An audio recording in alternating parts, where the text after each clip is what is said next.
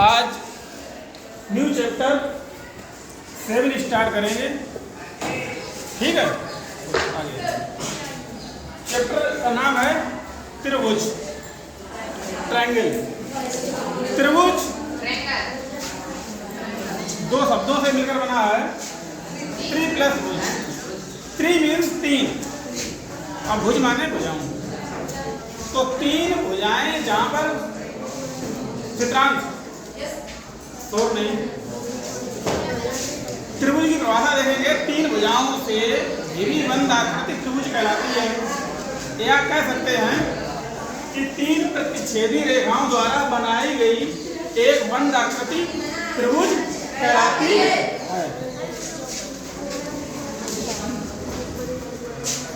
ये तीन भुजाओं से घिरी बंद आकृति हमने बनाई है।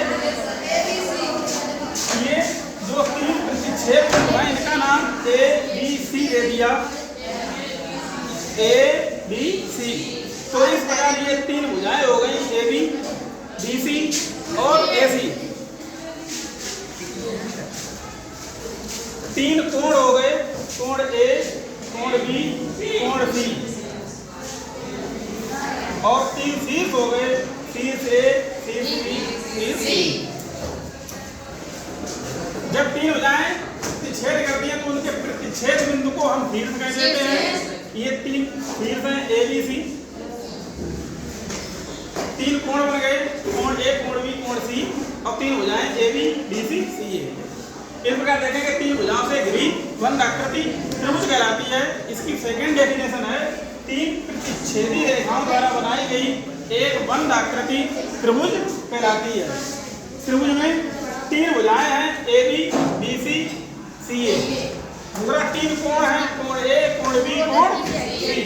तीन शीर्ष हैं, कोण शीर्ष ए, शीर्ष बी, शीर्ष सी।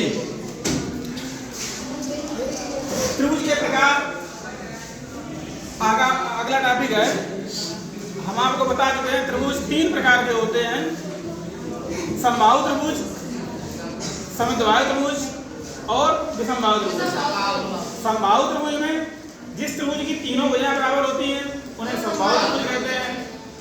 जिस त्रिभुज में दो भुजाएं बराबर होती हैं उसे समद्विबाहु त्रिभुज कहते हैं। और जिस त्रिभुज की तीनों भुजाएं अलग अलग होती हैं उसे विषमबाहु त्रिभुज कहते हैं। ये हम आप लोगों को पहले भी बता चुके हैं। आगे न्यू टॉपिक है सर्वांग समता। सर्वांग समता में संधि विच्छेद करना। सर्वांग समता में सर्व प्लस अंग प्लस समता। सर्व मीन्स सभी, अंग माने अंग, समता माने समान। मतलब जिसमें सभी अंग समान। आप कह सकते हैं जिसके आकार और माप सभी समान हैं वे आकृतियां सर्वांगसम होंगी। तो सबसे पहले देखेंगे सर्वांगसम आकृतियां।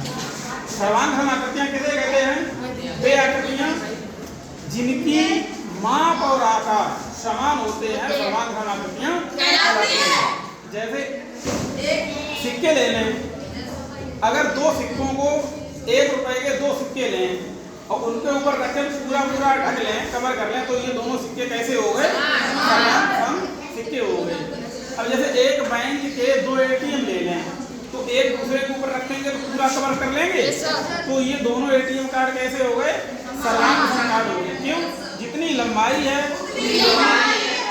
एक कार्ड की जितनी लंबाई चौड़ाई है दूसरे कार्ड की भी उतनी ही लंबाई चौड़ाई है। एक कार्ड को दूसरे कार्ड के ऊपर रखते हैं तो पूरा कवर कर लेते हैं, तो इसलिए ये दोनों कार्ड कैसे हो गए? सर्वांगसम कार्ड हो गए।